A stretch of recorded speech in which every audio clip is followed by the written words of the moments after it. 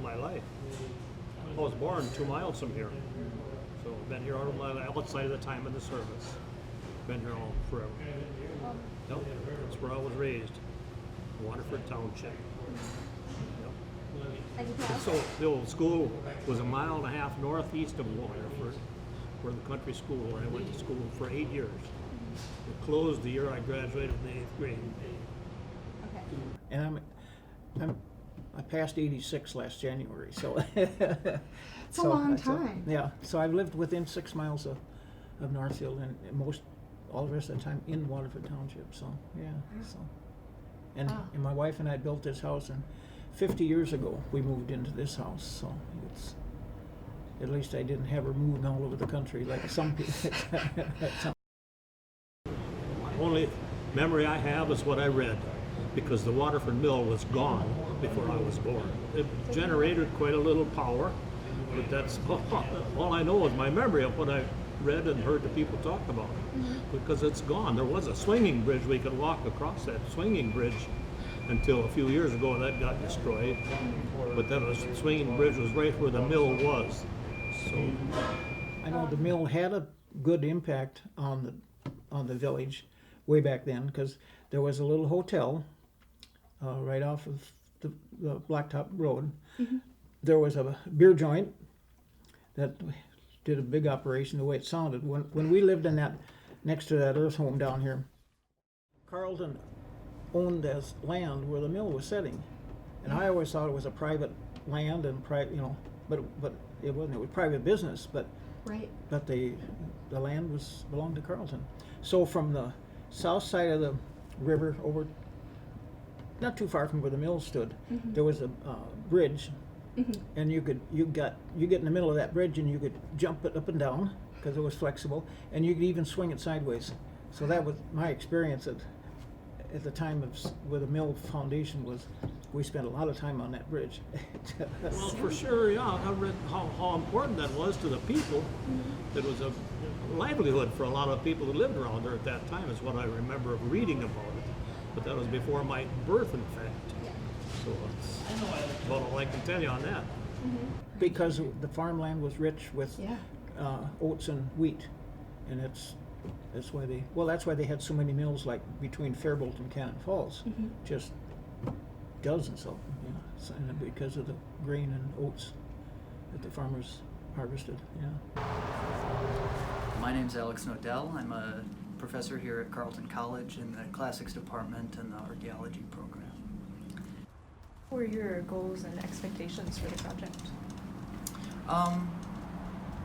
Well, in the first place, the goal is to sort of learn about archaeology and learn about archaeological research by doing it, both in terms of background research on places of interest and also in terms of the fieldwork itself. So those are the sort of class goals. The research goals of the project are to kind of investigate the history of a place, of the way that people have engaged with it in different ways over time. And that includes what was originally built for, its sort of original purpose, as well as how people engage with it now. So we kind of cover everything from, when and for what purpose a place was built and how we can understand that aspect of it through its material remains, all the way through to how people engage with it at different points in its history through things like oral histories and the documentary record and this type of thing.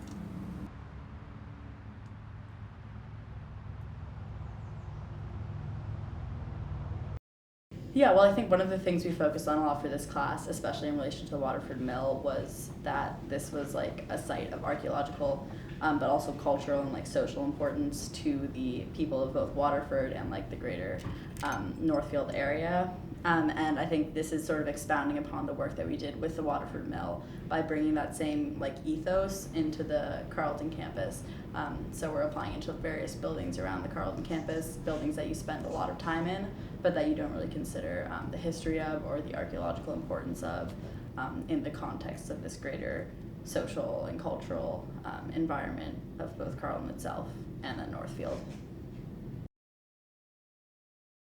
Well, couple weeks ago, Seth and I found 2 fountain pen nibs, which I thought was really interesting because pretty clearly that came from the mill itself when it was in operation, because a lot of the stuff we found is more modern trash, but that's not a modern thing that you would throw away. So that was really interesting, and it kind of like makes you think about like how the business was run, or like if people lived there, like writing letters to each other or something. It just kind of brings it to life a little bit, which I thought was cool.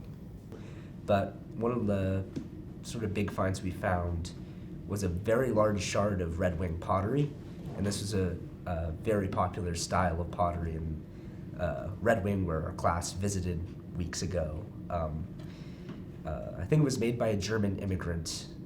So the Red Wing Pottery Company was founded by a German immigrant, and it sort of spread throughout Minnesota and throughout the United States. So having that sort of identifiable form of pottery is important because it's a documented part of the archaeological record. Yeah, I remember one day that was particularly fun was we were looking for the second building that was depicted in this picture that we were looking at from, I think, like the late 19th century of the Waterford Mill, when it was actually a functioning mill, and there was this building next door to it that we couldn't see the ruins of, and so Alex sort of sent us off into the forest to try to find the ruins of that other building, and after like an hour and a half of looking, we managed to dig up the foundation of a wall, and then over the next few minutes, more stones and more outlines of walls and other artifacts. So that was pretty exciting to see, like a historical photo sort of reinvented when we could, using historical photos to sort of like recreate the landscape and figure out where things were supposed to be and uncover other sites that we hadn't seen before. But it's too bad that Carleton quit doing that swinging bridge, because it was such a neat thing to go down there and jump on it and swing it back and forth and stuff. So too much. We'd see them, the students walking around out there, but we stayed our distance because we were all younger, So Right. yeah, so we stayed our distance and they stayed their distance, and so. Yeah. But they used to walk through there a lot, so I'm supposing they still do, So, but no vehicles to scare them off the road now like it was back then.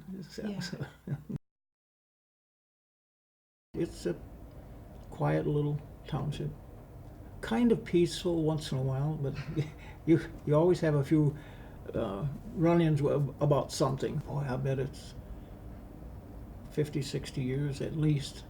Nobody else has ever bought a lot and built a house. So if the mill would have stayed, maybe Waterford would have got bigger, but who knows for sure. Maybe the people that live in the burg don't want any more people, maybe, so. If you went out there and looked around, you mean? Yeah. I doubt it. Doubt Cannon it. River goes right through there. It's the same little river that's right over there, and that goes through there, and I don't think there'd be any evidence of anything of that swinging bridge or the mill or anything. I don't think so. We should go out there, shouldn't we? Yeah. Then you'd find out. Okay, those are the questions.